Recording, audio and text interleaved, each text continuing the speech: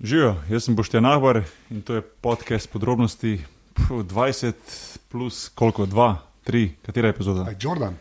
A 23? Ne vem, niso, live je bil koliko, 21 ali 22? Ne vem. To je tako slabo, Recimo, da je to Michael Jordan epizoda, no? Preverim. Preveri. Dobro, oziroma, epizoda. Ne, prvo moramo reči hvala vsem, ki so prišli na live. To je res, to moramo reči. Bomo naenkrat rekla, 3, 4, hvala. Ja. Ne res, ker je bilo, wow. Ja. Full cool. Ja, bolano je bilo. No. Res nad pričakovanji. Malo je bilo smešno, ne vem, najeli smo prostor 10, ne, klub 10, klub smeha v Ljubljani, kjer je mesta za enih, res, 130 ljudi. Ja. In realno smo imeli prvo postavljenih 40 stolov. To je malo treba povedati, malo te izza kulisije zadeve. Ja, več ali manj. In 15 čez, kdaj ob 9 smo imeli, se mi zdi, ali kako, ne? 15 čez 8 je začel folk že prihajati noter. Ja, mislim, da 20 čez 8 je bilo 40 stolov. Ja, je bilo polno, ne? Ja, in potem smo samo dodajali 4 po 4 stole, kar na koncu je spadlo, da bo res dejansko nek 120 ljudi noter. Ne, ja, ne 120 je bilo stolov, pa še stalo. Pa še stalo se, tako da blizu 130, je bilo, klub je bil poln. In res, ful nam je bilo to dobro, no, ker smo nekako prvič dobili, saj jaz gledam tako na to, prvič dobili tisti direktni feedback nazaj, a veš. Ja. Eno je, ko prek Twitterja, pa prek maila, pa prek Facebooka, karkoli dobiš lajke, pohvale, ne vem, kaj danes še folk daje. Drugo je pa, da v bistvu pred tabo sedi folk, ki se ne smeji, ne vem, ploska, se zabava ob tem, kaj imaš ti zapovedati. In to je bilo tako dokazilo, da nekaj delamo dobrega, v neko dobre smeri. Nekaj prav delamo. Ja, nekaj prav delamo. Res je. Tako da res, hvala tistim, ki ste bili tam. Ja, pa hvala pižami, ne? Pižama kot weird gost in pa double weird gost. Doktor Sašo Dolenc. Ja, predvsem ta doktor je, ki smo pa izpravili v debato, ampak vse, čisto dono. Tako da počekajte prejšnjo epizodo, tisti, ki še niste, podrobnosti live, special edition weird zadev. Je bilo cool. In to bomo definitivno ponovili. Ja, pač drugo poletje, prej se ne bomo zbrali na enem mestu, ampak ja, bomo. Kje se nas najde že? Najde se nas na aparatus.si, tam so tudi vse ostale oddaje od mreže Aparatus. Aparatus je tudi na Facebooku, tam posrčite aparatus.si. Kaj še pa na iTunesih, ne? Ja. Kjer že spet hvala vsem za ocene, že spet je bilo par novih, tako da ful hvala. Lepo. To pa to, ne? To pa to. Tam se nas najde, evo. Ja. Nama lahko težite na Twitterju, to je tako malo povedala, kje sva, ali pa imamo tudi tale mail podrobnosti na aparatus.si. Tako.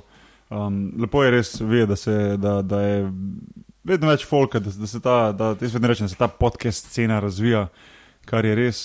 Sem imel letos priložnost poleti v par medijih s svojimi intervjuji.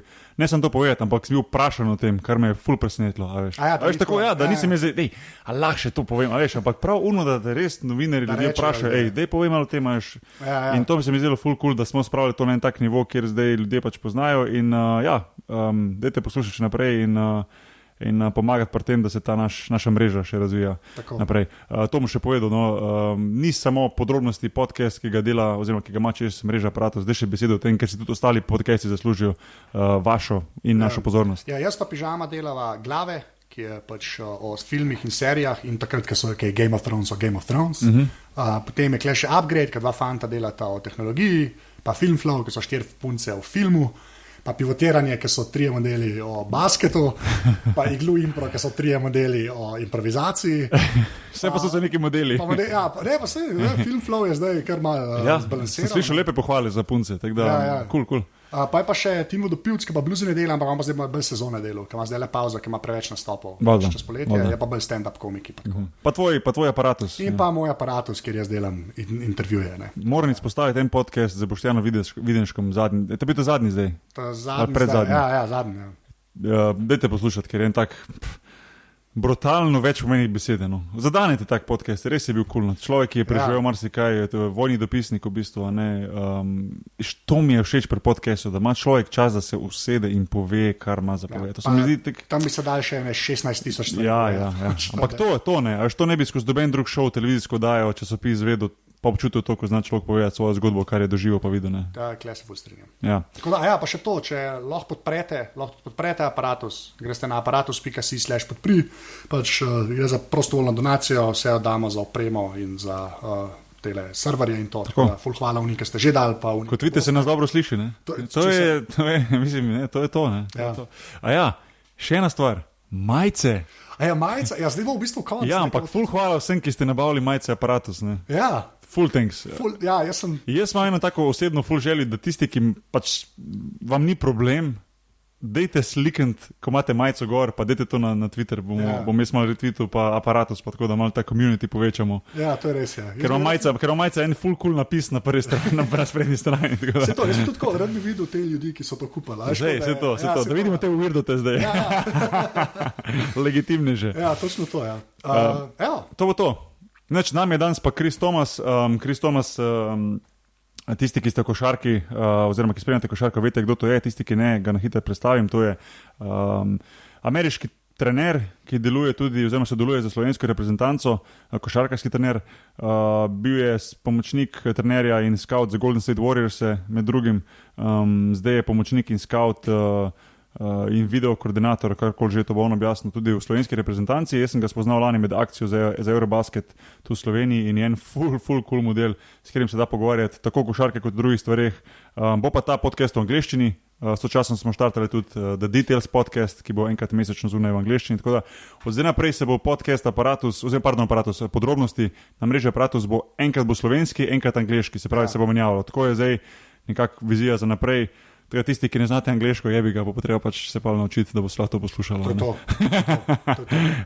Ajde, Chris Thomas in pa podrobnosti. Anže, štarti zadevo.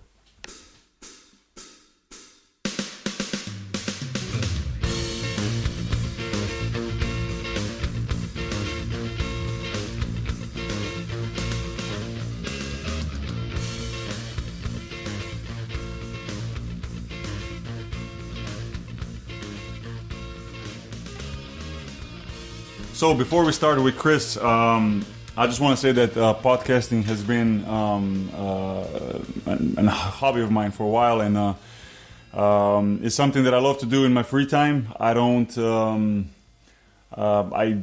ever do it on a game day. I don't ever do it the day before the game. It's kind of like an outlet for me to like have my mind off of basketball for a little bit and to talk to interesting people that are from basketball or not.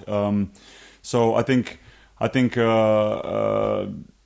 we will definitely have interesting people on here. And one of my podcasting idols, to say it like that, is Joe Rogan. I don't know. I'm sure you know him, Anže. Yeah. I don't know if Chris, you know him. Yeah, of course. I love to listen to his podcast. He's like what I listen to usually when I'm on the planes, when I'm traveling, when I'm just relaxing. Hardcore History is another one by Dan Carlin. He's a really good, he has an extremely good history podcast about different times in the past that he explains. And some Slovenian podcasts like Anže has how many, like 3 billion podcasts. Yeah, now, right? So, at this point, it's 3 billion. So what is your favorite? What is your favorite podcast? Radiolab. Radiolab. Have you ever heard of Radiolab? It's an NPR show. Okay. That got turned into a podcast, like a sciencey sort of thing. But the guy that does it is he's basically like a musician. Like the stuff he does with sound is insane. Nobody can do that. Basically, it's like the greatest show ever for me. Besides from Joe Rogan podcast. I want to know: did Joe Rogan end up taking your ALS challenges? Not yet. Okay. Not yet. So Joe, get on it, man. Come on. What are you waiting for, man? Come on. And another one that I like to listen to is Star Talk from Neil deGrasse Tyson, who talks about space and all that stuff. So hopefully we'll have some guests that will be able to talk about space and history and all that. I'm sure pretty soon. But today, since it's our first English podcast, I'm like saying we can't do it without basketball. So we have Chris here. Chris, I explained before who you are, what you do, all that, but still. For all the people who maybe don't know you, maybe do a quick introduction of what you've done in your life, what your coaching career, playing career was, and so on. Yeah, so I've basketball's been a part of my life since literally I was born. I've been very lucky to have been born into a family where athletics was more than just an outlet. It was a way of life for us all. I had a grandfather that played in the NBA. 2 uncles played in the NBA. No way. Yeah, I didn't know that. Yeah. My grandfather, Jim Paxson Sr., played for the Minneapolis Lakers and the Cincinnati Royals. So that had to be a while ago. A couple years before the Lakers moved to Los Angeles. Do you know when was that? Like in the 60s? It was in the 60s. Yeah, Okay. It was in the 60s. Yeah, but that's when it actually became basketball. Yeah, right? well, That was no, actual right. basketball. Right, Because before right. that, it was just some white guys. There was, his thing. He actually, I think, he's told me on more than a few occasions he played with Oscar Robertson in Cincinnati. Oh, okay. Royals. So he had a great career, and then my uncle John Paxson played for the Chicago Bulls for 9 years. The 3-point guy. Yeah, was your uncle. Yeah, was Michael Jordan's other No guard. way. Yeah. Why don't I know that? I don't know. We never got to it. Oh my God, man! We never got to it. Ladies and gentlemen, let me do this introduction again. So, Chris Thomas is in the house. His uncle is seriously, John like, Paxson. Paxson is your uncle. Yeah, absolutely. Like everybody remembers that. Yeah. He probably made the most famous 3-pointer in NBA Yeah. history. They were playing the Suns in 1993, and That's right. in Phoenix, right? In Phoenix, it was Game 6. They were down by 2, and Jesus. Horace Grant kicked it out to John, and John hit the 3 to win the NBA title because they were up 3-2 at the time. So, Yeah, wow. I had that background. Then my uncle Jim Paxson Jr. was actually better than all 3 of them. He was an All-Star twice. Was the first ever Portland Trailblazer to score 10,000 points. Was just an absolute stud. Wow. And, so coming from that kind of a background, I really didn't have much of a choice, but to get into what we call the family business. Yeah, it would be weird if Chris was all of a sudden being into bowling now. Bowling and darts. That's kind of the direction I stayed away from. But no, it was a great way to grow up. Always having sports around, and got very fortunate that after my career in college that I started coaching right away. I started off in the NCAA in college basketball.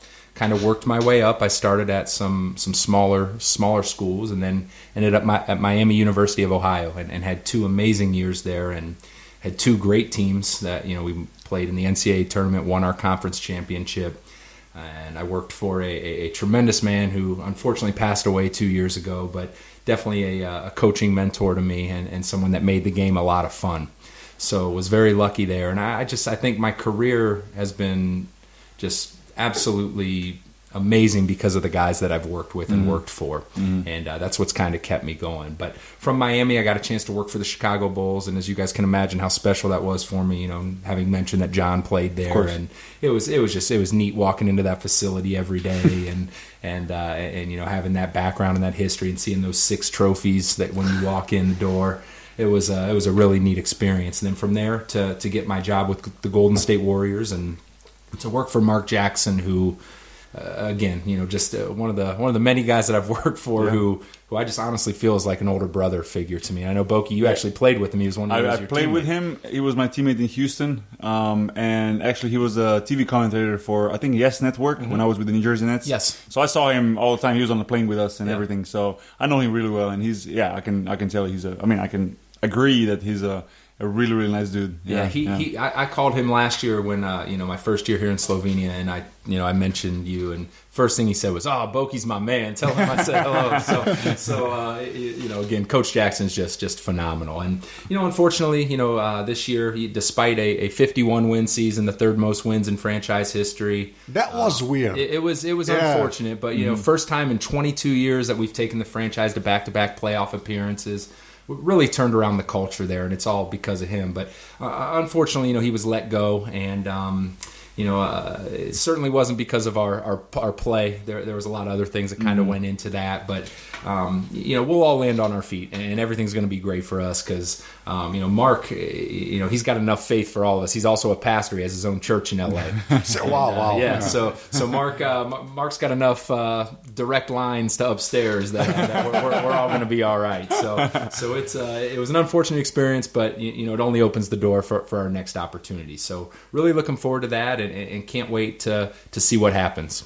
Cool. Okay, can I just ask you something? Yeah, like, of course. When you started down in the smaller colleges, like when you started at a smaller school, is that like, can you see like a career path to the bigger schools? Is that a thing that happens all the time? So, they take coaches from the smaller schools and there's like a, there's like, is there a system basically? Yeah, of course. Yeah, it's like any other job. You have to start off kind of on the ground floor. We have a saying in the U.S. you have to start out in the mailroom, and you definitely have to prove yourself over time. And the coaching community, just a lot like playing community, and you guys know this. It's a small world. And, so when you do good work, when you do a good job, your name gets out there pretty quickly. And again, one thing I've been very lucky about is the people I have in my corner, and the people that continue to say great things about me and recommend me for other jobs. And again, I've always been under the impression that whatever job you're at, you put your head down, you work as hard as you can, you keep a smile on your face, and the next job's going to take care of itself. So you're absolutely right. There's definitely some guys are luckier than others to get in at higher levels. But for me, I've earned everything I've gotten. So that makes me very happy. And probably the feeling is better because better. It's you appreciate more everything you've done. Absolutely. It's no shortcuts. You went the whole way, and I think even from a player standpoint, when you start at the bottom and you fight your way up and you become a good player and you play for the top teams, it just has so much more value because you know how much you put in and how much you work and all that. So yeah, it's very similar. And now. I'm 33 years old. I was the youngest guy in the NBA in my position, and so to do the things that I'm doing, I feel so lucky. And now to be the first English-speaking member on this podcast, that's actually if I had to write a book right now, that would be the first chapter of my book. Would be nice. This is my highest honor for sure. Which we agree with. That's a good plan. Yeah. I just one more college question because it's because I just have this fascination like with the tournament and stuff, like the Division I tournament. Yeah. Because now you've seen the national team system over here in Europe with Slovenia, like just the fan reaction.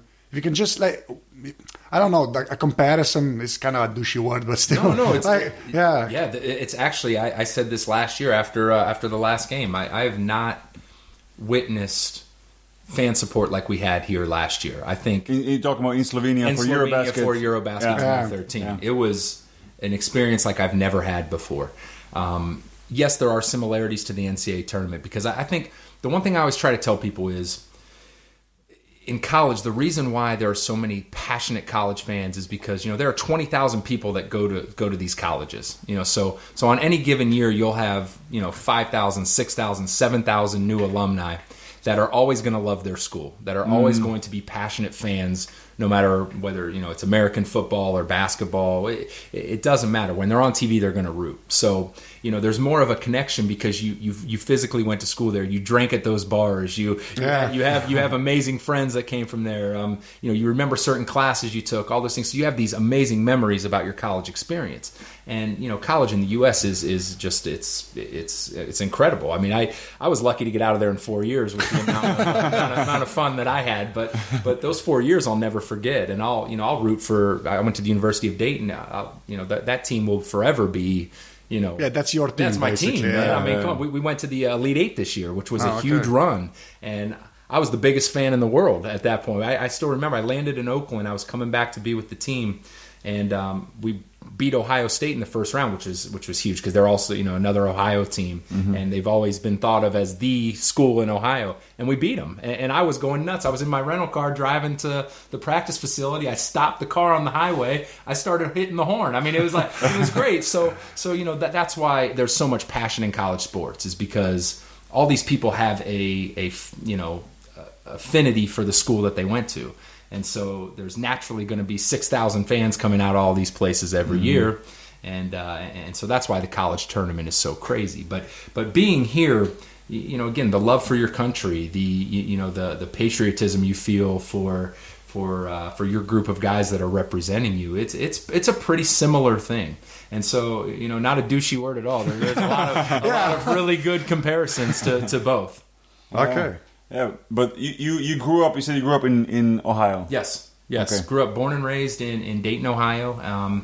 Again, the reason I chose Dayton was actually basically my entire family went there. My my grandfather, who I was telling you about, he was an all-time great player at the University of Dayton. My uncle Jim played there. He's the third all-time leading scorer in the history of the school. And, I still have memories of when I was a kid going to Dayton Flyer games and holding my grandpa's hand, and we couldn't walk 2 steps in that arena without someone be like, Mr. Paxson, how are you? Good to see you, Jim. So, remembering that kind of thing, it made, it just... You have to go there. Yeah, it was really easy. That was the easiest decision I've ever made. So it was great. But yeah, born and raised in Dayton. My mom and dad are still there.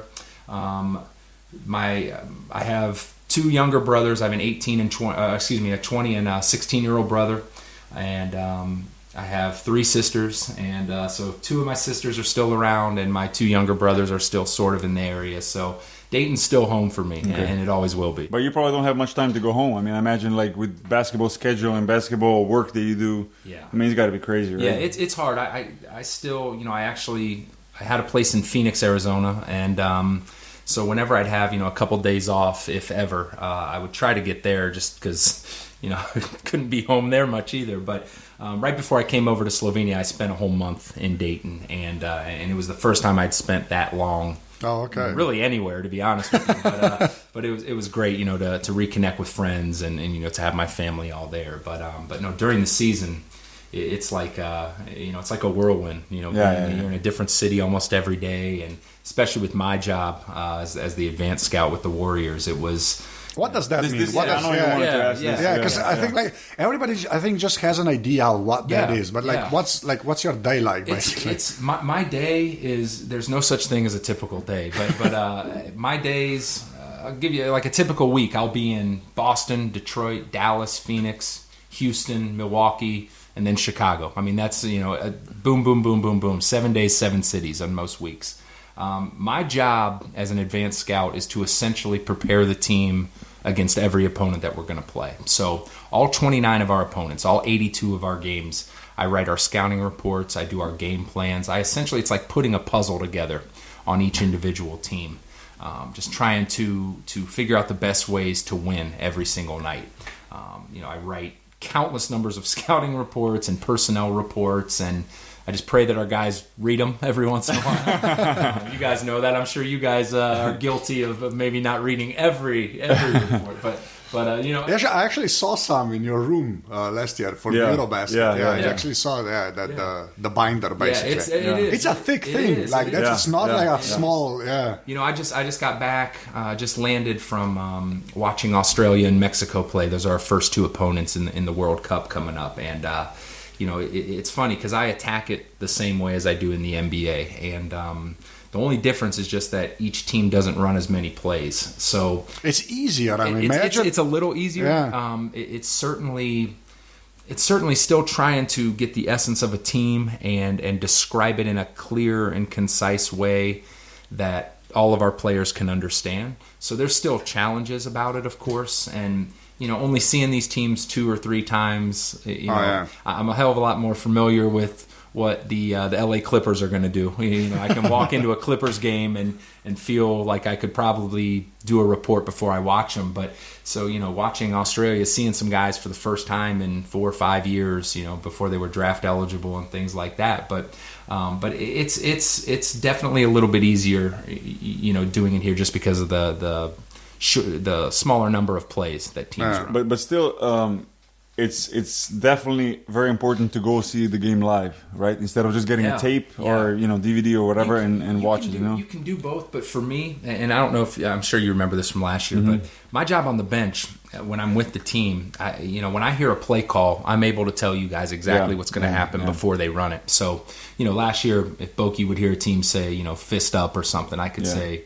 Hey, watch the low cross screen. They're gonna, set a cross screen. We got to defend. And it was really good to have you on the bench last year because just because of this. Because I think if you would make a tape out of all the guys that looked over at the bench when the other point guard or coach would call a play, it would be a funny tape because every time the other fans and people don't notice it, but I think I'm not gonna say every time, but most of the time that the team would call a play, everybody would just be like. Yeah. Okay, Chris is saying, and he will tell you, and that's a huge advantage to have that. It's a huge thing, I think it is, and so that's the importance of being at the game. You can watch a team on film and you can get a lot of information. You know, like I watched two Mexico games before I saw them play.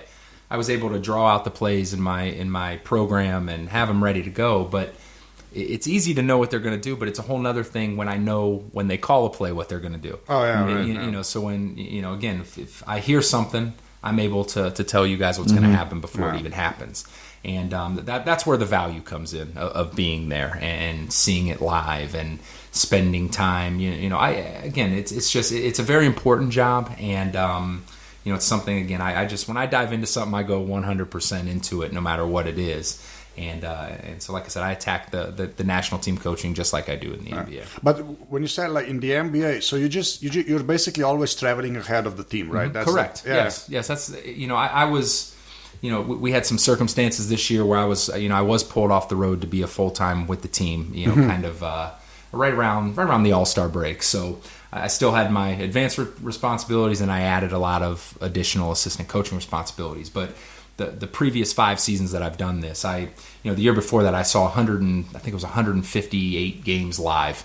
It's insane. I mean, the schedule alone. I mean, I told someone the other day we were sitting in the arena in Barcelona in Badalona, and I told someone the other day the basketball stuff is the easiest part. I mean, it's if it was just basketball, this would be the easiest job on earth. But dealing with flight delays, trying to figure out how to get your laundry done when you're on a 32-day road trip is pretty challenging sometimes. So there are the troubleshooting issues are what really makes that job hard. You have to be self-reliant, and you have to be dependent on nobody else, because if I don't get from Philly to Boston, the coaching staff doesn't care. They still need the damn Boston report. I mean, that still has to happen. So figuring out ways to get that done despite other circumstances is really the toughest part of the job. And, the other thing's the lack of sleep. I mean, during an NBA season, I probably spend 20 hours a day either working or traveling when I'm on the road. And that's American Airlines, which aren't, let's say, that's not the pinnacle of transportation. No. You know what? Having traveled through Europe now and actually seeing some real airlines, the way they treat you. I mean, shoot, I was on a hour and 15-minute flight today where they served you food. Yeah, I've been on 5-hour flights in the U.S. where they don't serve you food. I mean, it's incredible. Like so exactly. The airlines aren't exactly the easiest to deal with always, and there are definitely things that make the job more challenging. Mm-hmm. But if it was just basketball, if I could just be transported to the arenas every night, this would be the easiest job in the world. And so when Star Trek becomes a reality, you'll be set, basically. I'll be the happiest guy in the world. All we need is teleportation here. Good. But since we're talking about teleportation and technology, what about the technology itself? As far as you spend a lot of time also on the computer itself with the programs and with cutting tape or all that. Are there some programs or software now out that makes it easier for you? I know there's been Synergy or whatever it's called. I use Synergy all the time. Synergy's awesome. Maybe you can tell people who don't know what exactly it is. So Synergy. You know? Did you hear? You don't? Okay. It's this incredible system where. The second, maybe give it like an hour after the game's over. I'm sorry to interrupt, but this is only for the NBA games, or Synergy no, is also for any games? They have European games. Like I actually went back to the hotel last night, and the Mexico-Croatia game was already broken down 2 hours after. All right. Oh, so this is like a service. Yeah, like it's a service. Yeah, anybody can just like. You need a subscription and all that stuff. Yeah. But it's an incredible tool for me. What they do is they hire all these guys, these basketball guys who understand the game. They break down every single game. So in an NBA season, I may come back from the Clippers and Mavericks game, and I'm watching the Clippers play, and I may need to watch only one or two clips. I don't need to go through the whole game. And what they can do on Synergy is it's broken down offense and defense, and you can go to the exact point in the game that you need, watch that one clip, and that's it.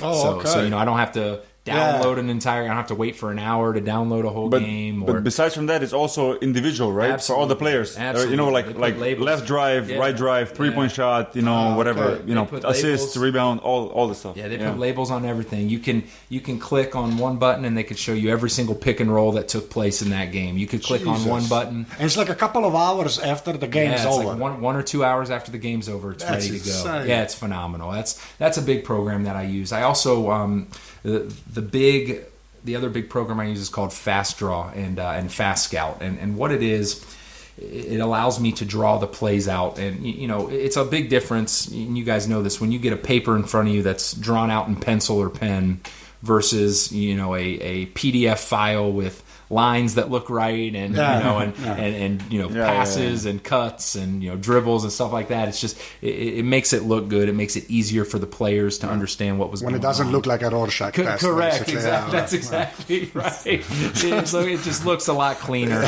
And the most important thing with that application is for the coaching staff, you're all tied in on one network. And I can click one button and every single update I made that night, coaches see it. They click the same button, and every single update I did is instantaneous. So you don't have to worry about even opening emails. You don't have to worry about any of that stuff. It's just right there for you the second I do it.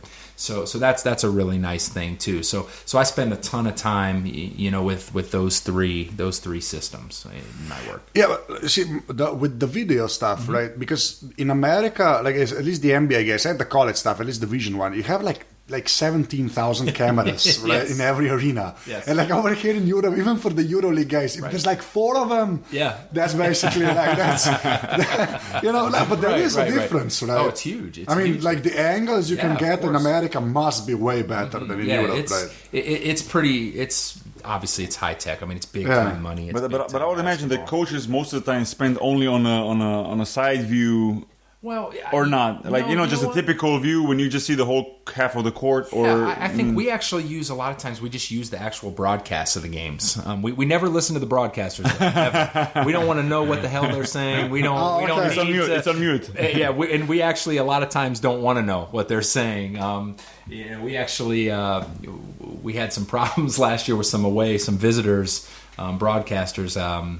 Trashing some of our teams. So since you're talking about broadcasters, or if let's say you're not coaching, and you're just at home sitting watching TV, a game that you don't really have to like analyze or scout. Who's your favorite commentator, broadcaster? Or I've got to go with Mark now since Coach Jackson's broadcast. He went back to broadcasting. Yeah, he went back. Okay. He did the finals again, and it was funny. Oh, that's right, he did. Yeah. Yes, I sent him a text. He was doing the Eastern Conference the Eastern Conference Finals. It was Miami and Indiana.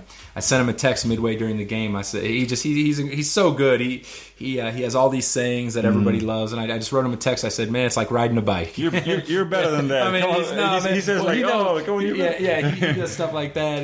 His most famous one is hand down, man down. When a guy hits a jump shot and you don't contest it, it's going in the NBA. And he's really good with Jeff Van Gundy, right? And that was going to be my other one. Jeff is so good, and obviously I know he was a great coach. He was my coach too. I'm also lucky to be coached by him, even though I was young and for his system I wasn't ready. Not physically, not mentally, not as a player, but I learned so much from him. What was the most? I guess you've had so many great coaches. Yeah. What would you say was the one thing you took from him, like the most important thing that you got from him? I think it's gonna sound funny, but to realize that even the top level players need to bust their ass to improve. Yeah, I mean, he was on everybody's ass. Yeah. He was like, he expected top level practices, games from everybody, not just being hard on some players and letting other players play whatever. Okay, I was in Houston when we had young team with Yao Ming and Steve Francis and all those guys, but still it was his way or nothing, and he demanded only the best. Right. And I wouldn't say that he taught me something new basketball-wise, because no offense to Jeff, but he can't really show me a behind the back, between the legs, backboard layup. But he was really good in scouting, in preparation, in all that. He knows basketball so well, and he's dedicated. But the one thing was that to realize, because for me, it was once I made it to the NBA and I was there. I think a lot of players like, relax a little bit. I made it to the NBA. Course. You know, Natural. like Yeah. with him, it was like hard work every day, and I think it helped me to like make the next step. And a couple of years later, when I was with the Nets, I was able to show that. It was also because I was with him. I was always thankful, and when I met him when he was a commentator, I told him, I was like, I know we didn't work the best together, but I'll never forget you coaching me for the year and a half. I was there for 2 years, I don't remember. Yeah. And so he's one of, and I like to listen to him too. He's really good as a commentator. He's great. He's awesome. And you're right; those two work so well together. They're just they feed off each other. Yeah. It was great when Jeff would come and do our games in Golden State. They'd always meet in our coaches lounge, and our coaches' offices at the arena. And they're exactly the same off camera. It's hilarious. Even when Mark was coaching, when Coach Jackson was coaching us, those two, when they get together in a room, it's just automatic. It's like, it's like a great stand-up routine, like with two people that just feed off each other. So he's great to listen to. Yeah. Also, he's so funny. He was when he was my coach. He was serious for 99% of the time. But at 1%, he would say something that everybody was just like laugh so hard because he had those jokes. I'll never remember when he took over the Houston Rockets and I played for the Summer League team. The first 3 games or something in Summer League they played, I didn't play well. Okay. I played a lot because I was a second-year player, and I didn't play for a lot in my first year because I was injured and so on and so on. And I played a lot. So first 3 games, I didn't play much. I mean, I didn't play well. And then the 4th game or something, I had 30 or something like this, a really good game. Yeah, I think it was against Memphis Grizzlies, which is a summer league team. It doesn't really matter, but it was like it's kind of sticking up in my mind. And I remember I was in front of the hotel talking on the phone, and after the game, and Jeff comes by, and I'm talking to my brother actually. My brother's a huge Knicks fan. He always liked Jeff Van Gundy, as a coach. His years with the Knicks and all that. So Jeff Van Gundy walks by, and he just stops. He looks at me. He's like, "Who are you talking to?" I'm like, "My brother." He's like, "Give me the phone." He's like, takes the phone. He goes, "Tell your brother to play like this every day," and he gives the phone back and walks by. And my brother's like, "Who the hell was that?" I'm like, "That was Jeff Van Gundy." He's like, "No fucking way." He's like, "No, come on, man." That's great. So he would be like this. Sure, he would have those those moments. That's great. Was Tibbs was Tom Tibbs? Yeah, Tom Thibodeau was there. He was an assistant, and Steve Clifford. So they're both head coaches now. So they're doing great. They're both great, and great guys too. Yeah, amazing guys. And I was really lucky to work with those guys. And all hard workers. Sure. Jeff demands that from everybody. It was hard work. Yeah. Like really was. For NBA people think that the guys relax, not with Jeff and Gundy. And it's so funny too what you said about the most important thing you learned from him was you have to work hard every day, and that's exactly right. I think when we get guys now, it's a little different now because the NBA is so young. You do have to do some teaching of skill development and things like that, but 99% of the times when what you're teaching guys is off the floor stuff. I mean, it's the biggest part of coaching is, at least from again, not like I've coached for 100 years or anything, but just from what I've seen in the league is, you get guys to play hard, you get guys to buy into what you're doing, you're going to be successful. It's not necessarily your schemes or your systems or what you do against pick and rolls and stuff like. It's getting guys to believe that if you work together and if you work your butt off and if you do things for the good of someone more than just yourself, those are going to be the successful teams. Yeah, but that must be hard now with the NBA being so young, right? Yeah, because then you had guys coming like 4 years of college experience. They were like, I don't know, men, I guess, for the lack of a better word. You're right. But You're now you're getting right. kids that get like paychecks that aren't really. No, but seriously, right. No, because right. over here that doesn't happen, right? I mean, like even the good 16-year-olds that get to the senior teams, they don't get the contracts that the NBA guys get, right? The guys out of high school. That's why it's so important to have great veterans on your team. Yeah. We last year were so lucky to have a guy like Jermaine O'Neal, and the funny thing is, Jermaine got such a bad rap. He was one of those guys. He came in. He never went to college. He came in out of high school, and he'll tell you this. So I don't feel bad about saying this, but his first maybe 8 years in the NBA, he knew everything. No coach could teach him anything. He already knew. He was already the best. He could be. Well, like a lot of guys, he grew up and. He now sees kids like that, and he'll tell them, "Listen, man, I actually made 6 All-Star teams, 7, whatever he did, and I didn't even know everything at that time, and I could have been a better player if I would have started listening earlier." So to have guys like that have been through those battles and still had a lot of success, and that as long as the young guys will be willing to learn from them and listen to them, that's why having veterans on your roster is so important. And, again, with us, with Golden State, and even when I was with the Chicago Bulls, to have a kid like Derrick Rose, when you get young kids like Steph Curry, Klay Thompson, that understand it already coming in, because both of those guys, their dads were pros too. Yeah. So it's when you got guys that understand the game at a young age and aren't bad guys coming in, they're good kids coming in.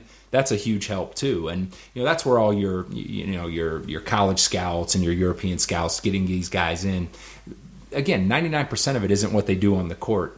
It's all the stuff off the court. What kind of person you are? What what do you value? Are you out drinking every night and basketball is just a way for you to get into clubs, or is basketball the most top priority for you? So, like some teams don't seem to understand. No. At least that's what it looks from. You're 100% right. It's all, but again, it's just all about leadership, and I think you could apply that to any business. You could apply that to anything in life, any sport, anything, any level. But like what I'm hearing, that did change with the ban on the lifting of the ban of the age restriction, right? When they let high school kids in.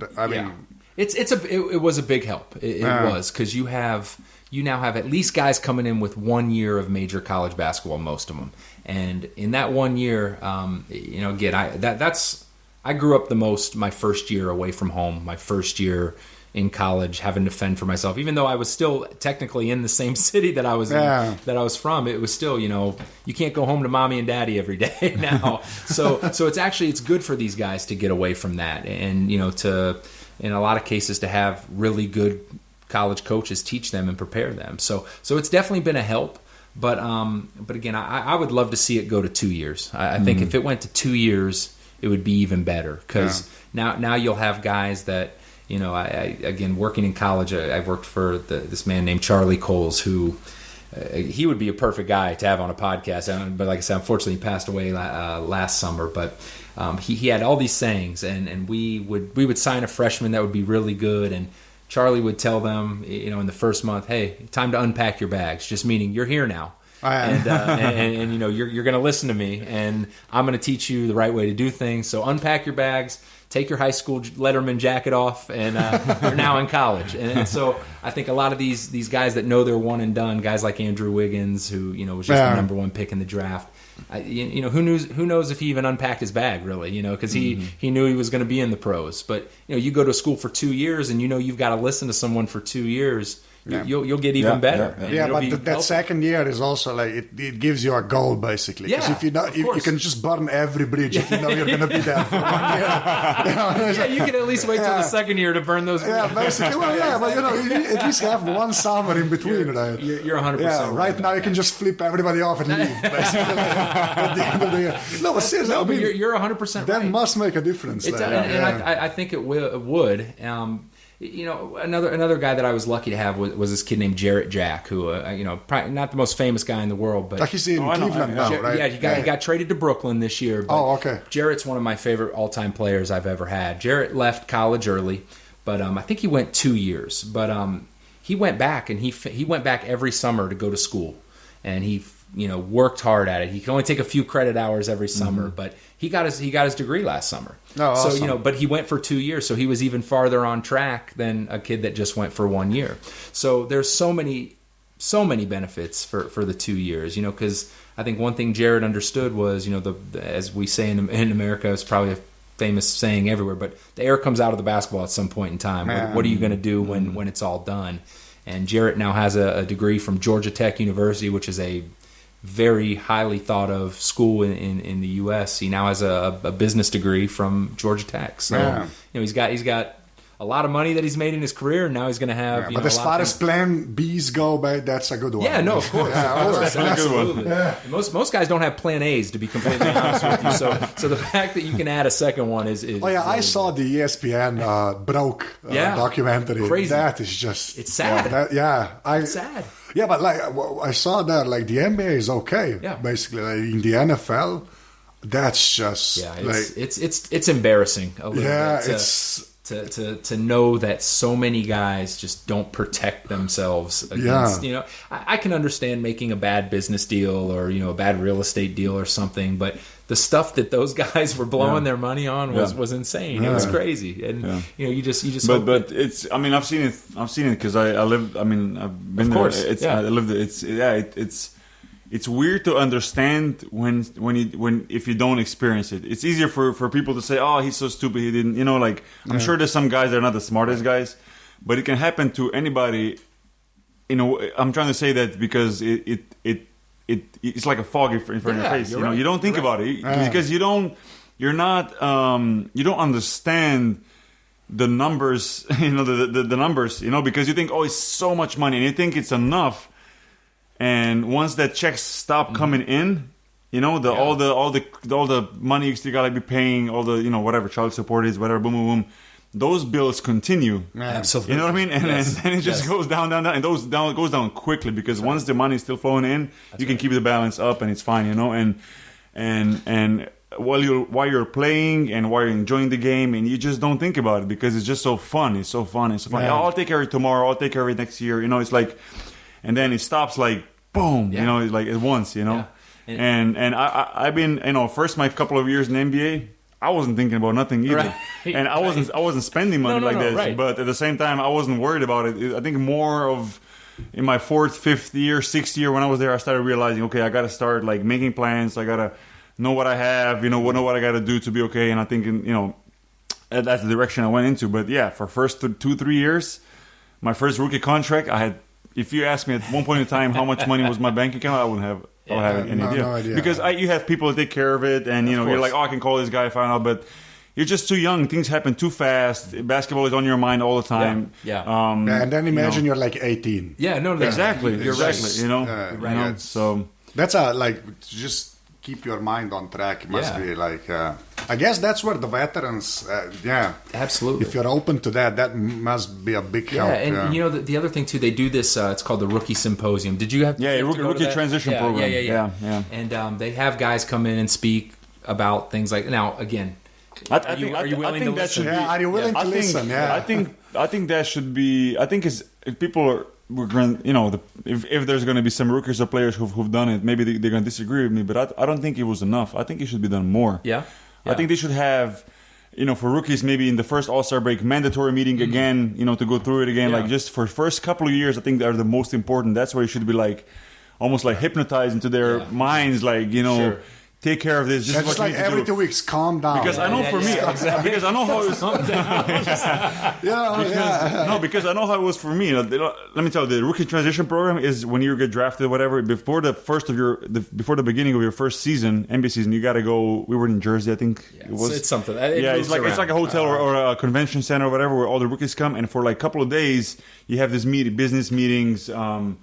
Yes, I don't know how to say social, how to behave with media, how to behave with fans. You know, you have all these meetings to, you know, and while you're there, I mean, at least for me and the group of guys that were there, everybody was focused, everybody was trying to learn, but it's so quick and so fast that once I went back to playing with Houston, as soon as I landed, I had Steve Francis, Coutinho Mobley, and all those guys there. I didn't think about the thing I learned over the weekend in Jersey. I was thinking about playing with those guys and NBA All Stars and so on and so on. You know, so. Yeah. It's tough, you know, because there's so many things at once, you know. Yeah, so, that's true. It's, that's another huge difference. You know, we were talking about college, and you know, in college you've got classes, you've got, you know, your girlfriend on campus, you've got you know, your basketball, of course, but a lot of times basketball isn't the top priority, and not because, you know, coaches don't make it the priority or players don't, but you have to be eligible to play. You have to get a certain grade point average to play. So school has to be just as important. Now, for us in the NBA, we don't care what your grade point average is to some degree. We don't care, and I don't mean we literally don't care, but you know, your family stuff that's going on, you know, it's important to us because, you know, we value you as a person and all that, but you've got to produce on the court. Yeah, it's still it's a job. That's your job, exactly. It's your job to produce on the floor, and yes, we want to be there for you if you need to talk to us about anything. We're always going to be there. Every great coaching staff that I've been on has been like that, but it's your job. Yeah, it is. You know, you come back from a meeting like that. Yeah, that was great while you were there, but now I have to be laser focused on the fact that, I may have to go out and guard, Kobe Bryant or somebody. I mean, that's going to take a little more precedence over the guy that came in to speak about managing your money that weekend. Yeah. Even though I think after a career, when you look back at it, you would think like, fuck, I should fucking think about saving money, not guarding Kobe. Who cares that he dropped 50 on me? I don't have money right now. So good point. Yes. But okay, let me ask you this: like, this is your second summer now here in Slovenia with the national team. How do you view? Let's say the we'll go to the pros later, but just the American way of coaching. Let's say younger players, or you met some young players here. The coaching and the European way. What would be your difference? Because I have my view on it, and I want to hear how you think that it's it's very different. I think, in my opinion, I think that in the U.S., from a young age, our stars are coddled, meaning they're never told the truth fully. Every young, really good player thinks that they're the greatest thing in the world, that they're going to be the number one draft pick. That they rank players as young as like 10 years old in the U.S. I mean, you could. That's healthy. Yeah, really healthy. Yeah. I mean, what can possibly go wrong? Yeah, it doesn't give you an inflated view of yourself at all, right? Yeah. But so I think you have a lot more guys who think they're better than what they are. I think here, which again, it's just different. It's not better or worse because there are other problems because of this too. But I think guys are almost told you're not that good, and you need to work more, and you need to, which again is good and bad, because you'll see a lot of the young kids in the U.S. have this swagger and confidence that is off the charts, which can be good, which can make you a better player, which can, anytime you play with confidence, there's definitely it's a factor, yeah. But there's also the tendency to get lazy and complacent. While over here, when you're told, hey, look, if you want to be as good as you think you are, this, and this need to be done, which is great because it helps with the skill development. But maybe a guy when he gets to the senior national team level isn't as confident as he should be in himself. I think skill-wise, I think in the U.S. we work a lot more on guys being creative, on not, for lack of a better term, being a robot on the floor. I think that the drills we do with guys on every position are, we give you basic things, but we want you to go play. We want you to feel how the defense is guarding you and make a play. I think here, you're taught it's chess, X, right? Y, and Z. You better do X, Y, and Z on the floor, or else you're coming out of the game. Yeah. And what the heck are you doing? I didn't teach you that. And so I think we're taught to be more creative in the U.S. And again, it's not better or worse. It's just the view that I have. Yeah. So how do you see the scores here when it gets when 70 is basically a blowout? But you know what's funny is I heard this the entire first year that I was here last year, that nobody plays defense in the NBA. Yeah. And I don't know if you agree with me on that. It couldn't be farther from the truth. Yeah. The reason the scores are so different, the rules in the NBA. We're going to get to the defensive 3 seconds. It's like checkers and chess. This is not even defensive 3 seconds. Okay. That's not even. I mean, that's the huge one. Yeah. But the little things like on the perimeter, if a guard gets touched when he's driving to the basket, it's a foul. Yeah. So you're scoring points at the free throw line. Now you have to adjust defensively to making sure that you're not giving up points at the free throw line. So, every rule is geared towards the offense. Almost every rule is geared toward the offense. Why? Because it sells tickets. It sells exactly. Yes. You're like saying the things that I'm just like, I said probably in Slovenian when we talk about it a million times. So I'm just agreeing. Yeah, for sure. I think, and defensive 3 seconds is gigantic. It's huge. But and it's such a tough rule to explain because you can't actually play zones in the NBA. And I won't bore anyone with the details on the rules, but it's just geared towards the offense because that's what makes people come to games. Yeah. I know for a fact people come to Golden State games because they want to see Steph Curry and Klay Thompson make 100 threes. They want to watch these guys get open and just do what they do as I think the 2 best shooters in the world.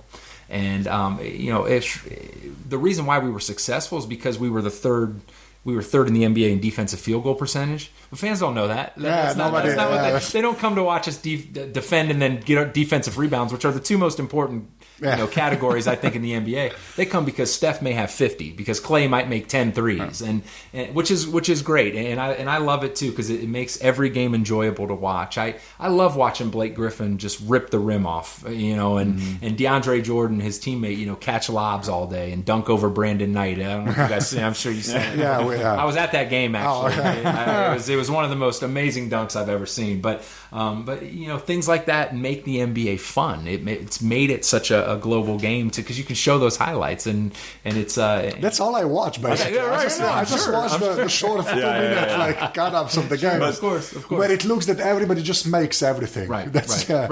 But the beauty of editing. But talking about that, the difference between the playoffs and the regular season, right, is it's huge. I think it is. I do. Because I just want to I want to hear it from you, because you're on on the inside, which how do you see that difference? Because over here, when we talk about it, we basically the mantra is.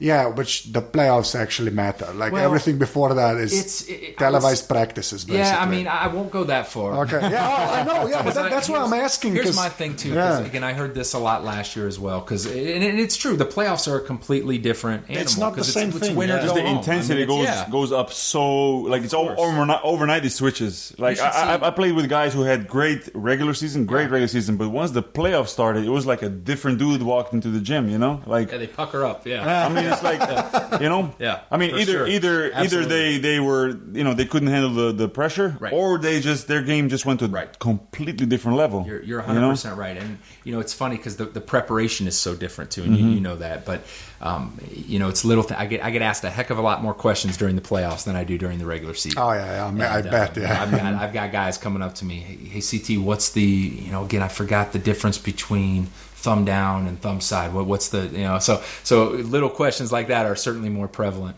I did a thing this year to make sure our guys were paying attention. I did I do these huge playoff books, and I put everything possible in there. I have our video guys cut up DVDs for each player, which we don't do during the regular season, but I have them get every single one of the we played the Clippers in the first round this year. Every one of LA probably top 10 plays, so they're maybe 5 examples of their top 10 plays, and I also do a game plan sheet before every game, so I just kind of summarize it in a shorter way. Well, I did something different this year. I put a bullet point right in the middle, same font, same everything. It said, first person to see me gets $100. You should see NBA guys making millions of dollars. They sprint to you when they see you. I mean, to get that $100 is like the greatest thing in the world to them. So it's the playoff intensity is completely different. I had the same experience when I was with the Nets. Lawrence Frank. Yeah. When he before the game, he put the game plan on the board. And at some point, I think we were playing pretty well. We were doing well during the season. Won some, not couple, but more than a couple of games in a row. We were doing good. Everybody was comfortable. So he walks in he always drew on the backboard. He drew the game plan and everything. And then on the small left corner, he put whoever reads this gets $100. Nice. So he comes into the game, in the huddle, 30 minutes, 35 minutes, 30 minutes, whatever, before the game to give the last, the last meeting. Yeah. And he goes, who wants $100? And everybody's quiet, and I'm just the only one. I'm raising my hand. Yeah. He's like, why you want $100? I'm like, because I read this. I was the only guy out of 15 guys on the roster that got this. But you know what, Lawrence Frank, if you're listening to this, I never got that 100. Come on. He forgot to give it to me. I didn't want to be the dude to like walk up and be like, give me the next day. So I was like, if he remembers, he does. But I never got that 100. So, but it is so funny. It's again, these guys making millions and millions and millions. We're going over the game plan, and we're walking through all the plays, and the first thing Coach Jackson is, okay, what's this play called? And someone will say thumb up or whatever, and Mark will give him $20, and he puts the guy puts it in his sock. He's like, yeah, all right, ask me another one. So these guys, I mean, it is playoff intensity is huge because things like that happen. Mm-hmm. But I would say this. I would say that every game, while it's not the most, you're not always worried about if you won or lost because there are 82 games, but everybody plays hard every time they're on the floor. I think that is such a myth too about the NBA. Guys guys will come up to me and say, "Oh, but they don't play hard every night." Well, if you don't play hard every night, someone's going to score 50 points on you. Someone's going to make you look really bad. And a lot of times you can be replaced. There's 100 other guys that are playing in the development league right now that would love to come up. So I don't think guys don't play hard. I do think that when you're playing your 4th game in 5 nights, I think it's hard to physically play hard. Yeah, I think it's pretty tough. The attrition is insane. Yeah, but also another thing is in the regular season you do see a lot of games where, like you said, the team is tired, the team is having a bad night, the team is on a bad roll, or you have a really good team playing a bad team. And there's a 30-point difference, and the team, I'm not gonna say it quits, but it's a 30-point game, and it's not the most interesting. It doesn't have any value as far as a playoff win. In playoff, you don't have those differences. In playoff, every team is trying to win every game 100% because it's a short series, and you have really the best teams. That's right. So there's so the margin or the how to say it, for these games to happen is very small, if any. Absolutely. Yeah.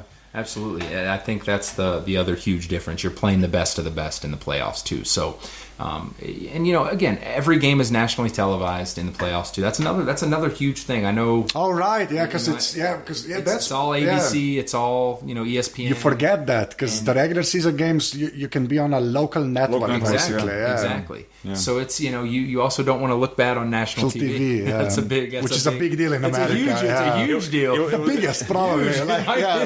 It's in the top 5. It's up there. It's up there. It was a funny thing when I first came to the NBA. I played in Italy before I went to the NBA. I played in Treviso in Benetton, and we would have maybe 1 or maybe 2 games a month. Counting EuroLeague and Italian League would be on TV. Most of the games are not. They were not at that time. They were not. Now we have everything. But I'm talking about 15 years ago, and when I came to the NBA, I said.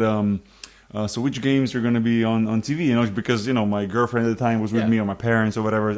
When I'm on the road, I want to see which game they're going to be able to see, and they're like, "Oh no, every game is on TV." I'm like, "What do you mean every game is on TV?" They're like, "No, every game is on TV." I'm like, "Wow, I didn't even know that." So I go home, I'm like, "You're going to be able to watch every game." That is great. The economy of scale there is sort of it gets weird because before the internet, I had no idea about stuff like that because you sometimes you see on YouTube certain clips.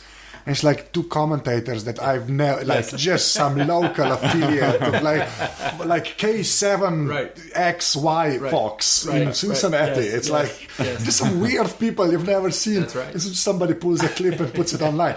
You never saw that. Before the internet, you just figured it was Larry Bird and Magic, the national TV games, and then nothing. That was that's not the case basically. But it's unbelievable how big.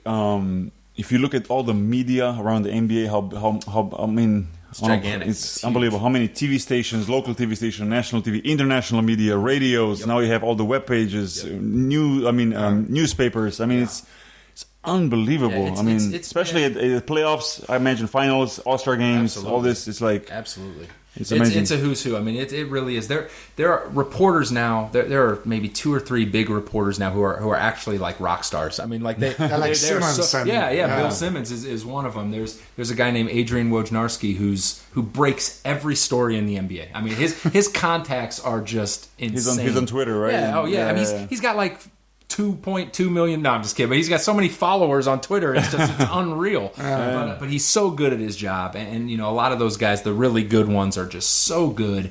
And they've become stars because they're so good at that. They bring news to so many interested people that they can't go out anymore without being recognized. So the NBA itself, the business, has created so many different personalities and so many different avenues for you to be successful.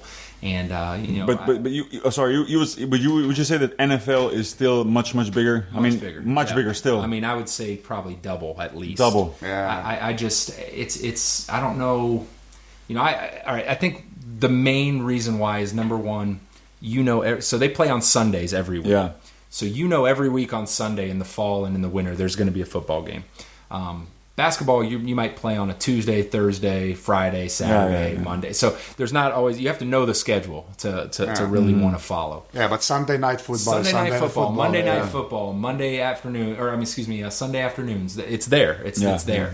Now they've taken over Thursday. I mean, now it's so big that they're expanding. But what about baseball? Baseball's still there. I think baseball is, a lot of its fans are older. So it's become, I think the natural American tendency is to go towards where all the action is. In football especially, every play, we say it's not a contact sport, it's a collision sport. Like, I mean, guys are like, which is it's biting them in the ass. It's getting weird, man. The lawsuits because of concussions and stuff like that. But I hate to admit this, but I just maybe it's probably people everywhere, but they like to see the hard hits. They like to see guys do like 200-pound guys going at it. Yeah, I mean 300-pound guys. That's 200. That's the crazy part is these guys now are 6'9", 320-pound linemen that are just blocking each other all day. It's like it's like getting in a car crash every play. I mean the amount of force that they have. And now the brain damage or the injuries are showing later on, right, in life, all the stuff that is coming. Coming up now from the players who are already retired. Yeah, but still, it's like America's 300 million people. Like but seriously, I was listening.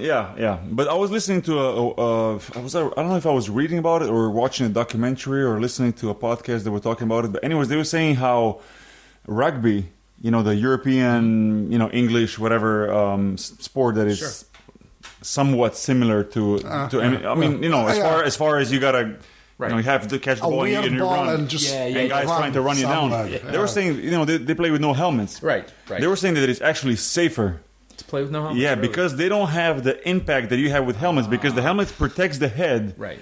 And you go full force, head to head, game after game after game because you don't feel it at the time, but it causes damage that shows later on in life. That's interesting. Because in a rugby, when you get hit head to head, I imagine you're like fall down, and you're like done. Like it's like instantaneous. You know what I mean? Like in NFL, I would imagine. I never played it, but I'm saying I would imagine that you don't feel that shock that you would if you didn't have a helmet. They're saying they get, if a rugby player, I'm going to say it's stupid, but if a rugby player gets 10 hits a season, the NFL player is going to get 200. You know what I mean? And it's just such a different number, and it just shows the collection of it's like boxers, who get hit little by little, like with big boxing gloves. Boom, boom over the career.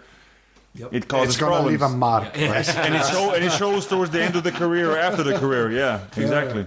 Exactly. That's a good way to look at it. I love football. I think the other big thing is with American football, the gambling has made it so popular. And because it's a great game to bet on. It's perfect. It's perfect, basically. It's a perfect game to bet on because it's like the amount of stuff that can happen in an NFL game.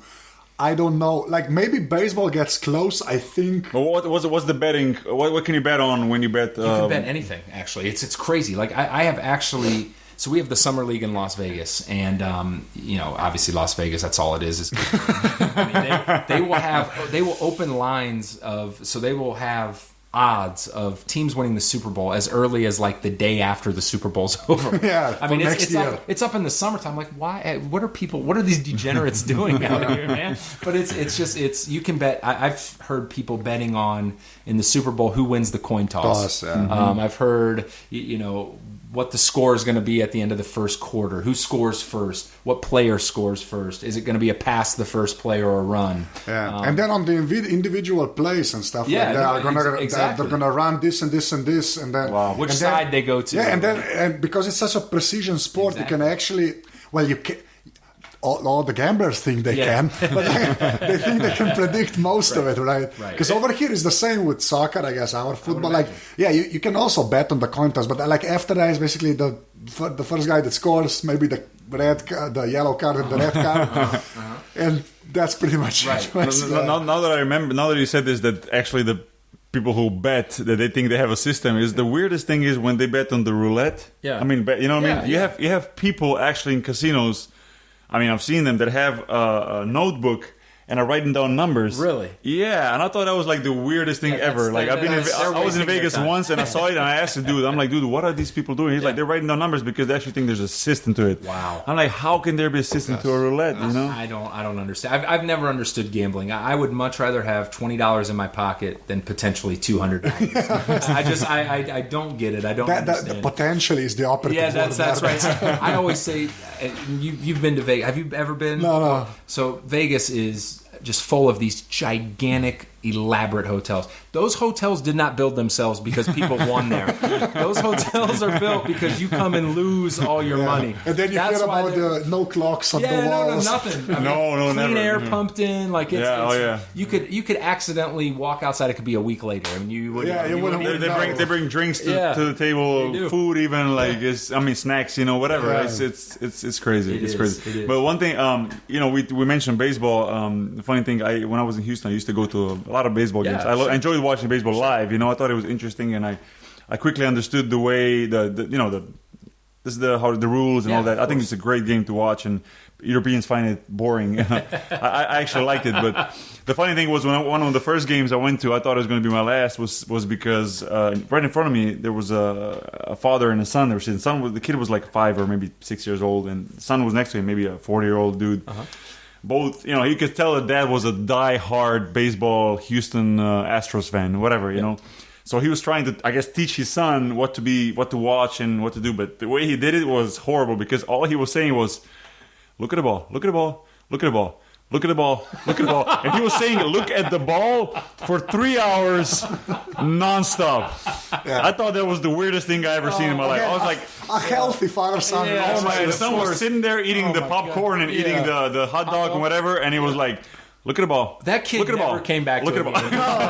No way. That kid hates baseball. I was like, oh my God. He was in front of me. I was like, I don't know if I can do this, man. Like, and I went back eventually and I started liking it, but I thought it was real fun. Baseball's a great game if you're there. I'm a fan of the Chicago Cubs, which I know. The winningest team ever. They are awful. I mean, they every year they're called the lovable losers because they've never won. They haven't won 100 years. It's been over 100 years, and they just break my heart year after year. They get close.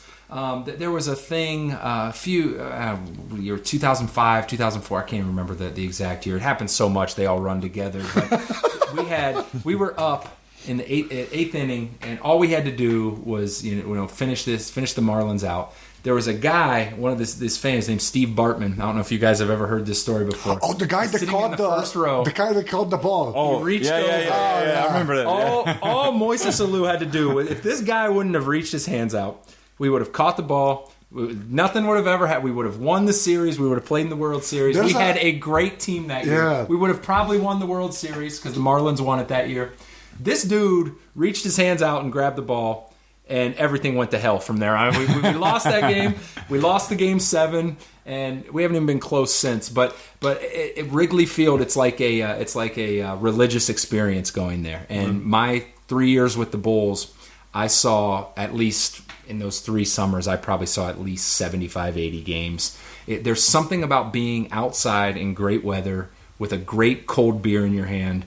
Hot dogs, all just the pageantry. Americana, it really is. It honestly is, and it's like I can understand how people think it's boring, but I like there's room to process what's going on, which I think a lot of people like. See, the explanation I got from an American friend of mine is if you know the pitchers and the guys that's at the bat. Mm-hmm. Like the calculations that go into that's the game. Yes, that's how it was explained to me. That's basically. Right, and that's 100%. That's right. all people do. They just sit there. Oh, okay, that guy's coming up, and it's like the third guy in a row is gonna do this, and that's all there is. Like the actual hitting of the ball and the running around is basically it's just filler for all the stats. But baseball is a stats guy's dream. I mean, it really is. Yeah. Like they have stats for if a guy comes up to bat and there's a runner on first base with 1 out. They have his batting average for that situation. If there's 2 men on with 2 strikes, they can tell you what he bats in that scenario. And the pitcher knows that? Well, I don't know if the pitcher can probably process all that, but... Oh, there's the Yeah, right, all the signs. right? Yeah. I wish people could see that. How easy you did it. There's a lot of head tapping and scratching in inappropriate areas and spitting. And, it's a weird game, but it's something that I think is ours, which makes it special for people too. And like I said, I think it's there's a natural inclination to love action, but there's also a lot of people who love to savor what's going on, and there's plenty of moments in between pitches, and again, those like I said, stats guys and really smart dudes that can process all that love baseball too. Yeah, so it's the only sport. Basically. Right. Right. Yeah. So it's a good game, and if the Cubs could finally win a World Series, I'd be all in on baseball. No, but the thing I like about and the Red Sox, they also needed like 90 years or whatever. Yep. Yeah. Like that's the only time that I got the sense of a tradition there in sports. Like, because everything in America is so new. Yeah. Right. You don't really have that. Like, I've never gotten that from like the NFL. Maybe like the Green Bay Packers sort of have because of Lombardi. Tradition. Yeah. That's sort of, but like in baseball, there's a lot more of that. At least that's how true. It translates to me over here. Yes. Basically. That's 100% right. Where I grew up in Ohio is about 45 minutes away from Cincinnati, and the Cincinnati Reds were the first ever professional baseball team. So, like on opening day, they do a parade that goes through the city because it's theirs. It's the 1800s is when that started. Which again, over here, the 1800s is like a drop in the bucket. My grandma's house. Yeah, right. Basically, yeah. Like I got off the airplane today. Ljubljana's 2,000 years old. Yeah, probably more. I mean, that's incredible to me. I mean, like we think our history, the 200 years that we've had is something. No, but seriously, in baseball, you sort of get that sense. Like over here, like Boki now plays for Barcelona. Right, of course. You get that sort of feeling that it's been around for a while. Absolutely. You don't get that with basketball or the NFL. Absolutely. Not yet. Yeah, it's getting it'll there, get there. Yeah. But you're right. It does. It takes time. It's like anything else. Your day-to-day routine. It's not developed on one day. It's developed because you do it repeatedly. And like the logos look old. Yeah, which I think is a big deal. I think honestly, so too. That's a big deal. I think so too. Even here. No. Like in America, the baseball. The baseball logos. For the teams, it's usually like the simple stuff. That's very true. When they didn't have like Max doing the graphic design. That's very true. When you look at the NBA teams, it's all cartoony stuff, and it changes every year in the NBA. Yeah, basically, Like, which is annoying as hell. There are alternate jerseys that are made every year. But in baseball, you're right. Very rarely do teams change their logos. And like the Yankees still don't have the names on the back of the jerseys and stuff like that. And stuff like people love that kind of stuff. And there's a lot of people who think in order for them to baseball to stay popular, they're going to have to change some of those things. I think that's a recipe for disaster. I know, I agree because you have to stay true to what your market is. Yeah. Too, what's the I didn't follow it last couple of years. What's the thing on the anti-drug or steroid thing? What happened in the last couple of years? I mean, could you say that the baseball league is clean now, or is it changing towards that, or I still think a lot of guys are getting in trouble. There's a guy named Ryan Braun for the Milwaukee Brewers who I believe he won the MVP, and that season he actually tested positive, but it was thrown out not because he wasn't positive, but because there was a handling error in his sample. Oh yeah. So he technically still was clean, but not really. At some point. I guess like a CSI. So after the whole Barry Bonds and Clemens and all those guys, it didn't change completely. I think it's getting better. It's getting better. Like the scandals aren't that big anymore. I think. But you guys know this. I mean, from being professional athletes, you guys know this, but. If there's a way to be better, people are going to find a way to try to be better. Yeah, but it got weird in baseball. It got real Barry strange. Bonds wasn't human at some point. Like that guy was huge. My guy from the Cubs, Sammy Sosa, was the same way. Oh yeah, he went from. He was a freak, but he went from a freak to like. This guy's not human, man. I mean, he was crushing baseballs, just out of parks. I mean, where the park couldn't even hold it. But to me, as a professional athlete, it's crazy that they wouldn't get tested for so long. Like there wasn't even like a question. I mean, you could do whatever you wanted, basically. I mean, that's. I never played baseball, and maybe it's different from somebody who views it from a different standpoint, or how to say, from a different view. But for me, it was unbelievable to watch that when I was in the States, to know that you could tell that those guys are on steroids. Nobody's controlling them, and they're superstars. I mean, it's like. For me, it's like this is like cheating. It's the worst thing you could do, you know? It got really toxic, I think. It At did. least that's how it looked did. from over here. Yeah, like, yeah, just yeah. all of the reports were basically just about that. But like, you know how it all started was baseball had a strike one year, and this was kind of where baseball was actually probably still the most popular sport at this time, but More than NFL, more than NFL Okay. at that time. I think Okay. it was maybe 99 was Okay. when the strike was. It was in that time frame, and baseball went on strike and they lost an entire season. I mean, the entire So strike hurt a them year and that a half. bad? Did It they hurt drop? them that bad where not only did they lose fans, but in order to get fans back, again, we talked about offense in basketball. They wanted guys to start crushing home runs. So it's not like they told guys to take steroids. Yeah, but guys turned a blind eye to it because it was drawing fans. That's when the designated hitter thing happened, right? Yeah, I mean, I think they. Oh, that had was later, probably, or before. I think they had that before. Again, I'm not a baseball expert, but I do love the game a lot. But I do believe they've had the DH. But the DH is actually so how they do it in baseball is they have two leagues, and they have the American League and the National League. In the National League, there are no designated hitters. The pitchers hit. And in the American League, they have designated hitters. Because that American friend of mine said that ruined baseball, basically. But it's weird because when did they play each other in the finals? Yes, I mean, it depends on what field you're on. Exactly. So weird. it's actually hilarious when the American League pitchers have to hit. They haven't hit all season, and they come up and it looks hilarious because pitchers can't hit anyway. Yeah. But when you aren't practicing at all, you look just like guys are just like walking up there and swinging before the pitch is even there because they don't even want to see a pitch. Oh, yeah, they don't want to get just- hurt. yeah, They don't want to hurt basically, themselves. So it's pretty funny to see that. But it's a lot of people also feel like that's made it two different leagues almost. You know, not even the same game. I know. So. And we got deep into baseball. Which is awesome, actually. Because we don't get to talk about that much. But my last question is going to be, and I usually ask when we have a chance, and we talk to our other guests, like where do you see yourself in 10 years, or where do you want to see yourself in 10 years? Like, what's your mindset on? You have goals? Do you have a path you want to follow? Like, or you just go day by day? Like, what's? Yeah, I think you know me from last year, Boki, but I'm a very detailed person. I definitely do have a plan. Every job I've ever taken, every experience I've ever had, everything I've ever done, as closely as possible, has been calculated with the goal that I'm going to be a head coach one day. Mm-hmm. And I don't care if it's in the NBA. I don't care if it's in college. I don't care if it's in Europe. I don't care where it's going to happen. But, the people I try to surround myself with are people that I can learn from and get as much out of as possible. I truly believe coaching is really just stealing from other people and other successful coaches. And even if it's something little like a saying a guy uses or, not just, overall philosophies, it's surrounding yourself with the right people. It's not just learning from coaches either. It's learning from players. I think one of the most valuable lessons I've ever learned is that you cannot, as much as everybody wants to be treated the same, you cannot treat everybody the same way. Mm-hmm. It's something that it's good to know your guys off the floor, how they respond.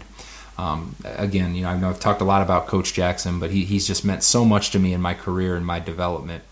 That man, the way he speaks to our players, he instills such a level of confidence in all of them. I've never been around a coach that gives better pregame speeches, halftime speeches, and it's never the rah-rah stuff. It's the guys, look, it's little things. It's because you can't pump everybody up every day. Guys have to do it on their own, but he just knows what buttons to push, and seeing that for a couple years was just instrumental in the way I'm gonna, when I do get my chance to have my team, absolutely instrumental in what I'm gonna use. So 10 years from now, hopefully I've won, an NBA championship or a European championship or something. But I really would just love to have my own team and start to practice the things that I've learned. Yeah, look, I'm sure it's gonna happen for you. I mean, I work with you, and I'm not just saying because you're sitting here right now, but I value you, and I know your experience is huge already at this age, and most of all is the dedication. I mean, it's something that you either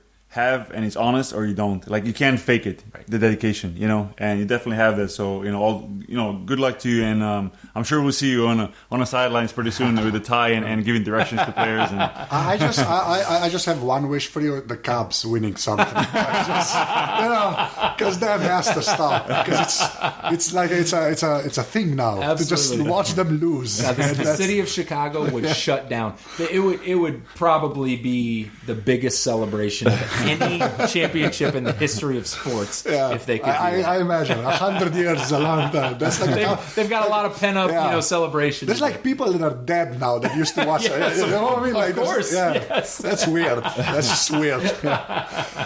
And on that positive note, okay. So the outro stuff. We're all on Twitter. Chris, you're on Twitter. Yep. Can you tell? Coach CT22. All right, follow Chris and he's a funny dude. But you're on Twitter, but I need more from you on Twitter, man. I know. I need more active, man. I know. I need you to be more active, man. You know what's fun? You know what's funny is I just really since I travel so much, I do post a lot of pictures and things. Like that. You do. You know, the funny thing is that being a part of the NBA. You can't really throw all your opinions out there. Exactly. Oh yeah, right. Because it's a little. Yeah. What about non-basketball? Also non-basketball. I mean, I guess it depends on who you work for, but I don't ever want to be the topic of conversation in any upper level meeting. I understand. Yeah, okay.